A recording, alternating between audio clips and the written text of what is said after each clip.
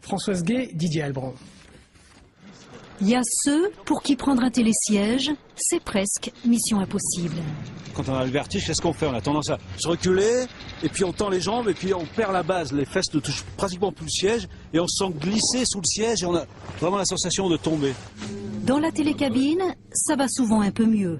Il y a des repères visuels assez courts devant soi. En face, on a des jambes, alors que sur un siège, c'est ouvert.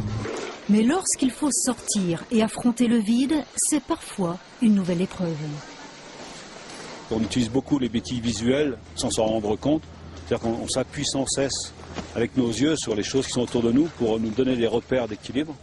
Et dès que le paysage s'ouvre et qu'il n'y a plus de point de référence, notre regard cherche à aller saisir quelque chose pour s'appuyer, mais comme il n'y a rien, on se sent emporté par le vide.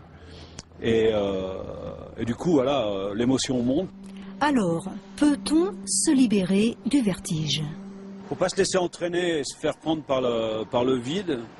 Qu'est-ce qu'on fait? On ne plonge pas le regard tout au fond de la vallée, on vient plutôt chercher à se placer dans nos pieds, à sentir ce qui se passe sous nos pieds, à venir dans les sensations de pression au sol, de se rappeler à la verticalité, à la gravité.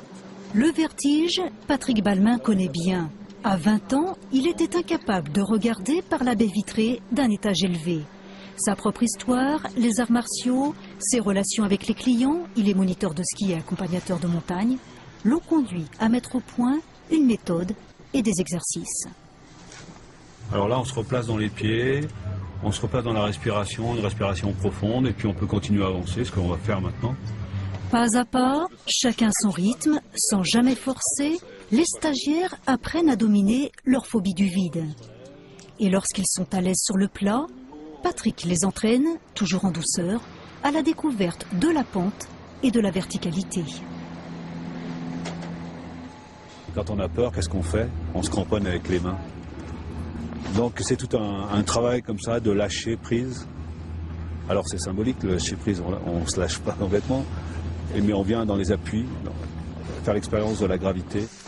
Rester zen, c'est en résumé la philosophie de cette méthode. Réussit-elle à tout le monde? De toute façon, assure Patrick Balmain, les moyens classiques ne fonctionnent pas.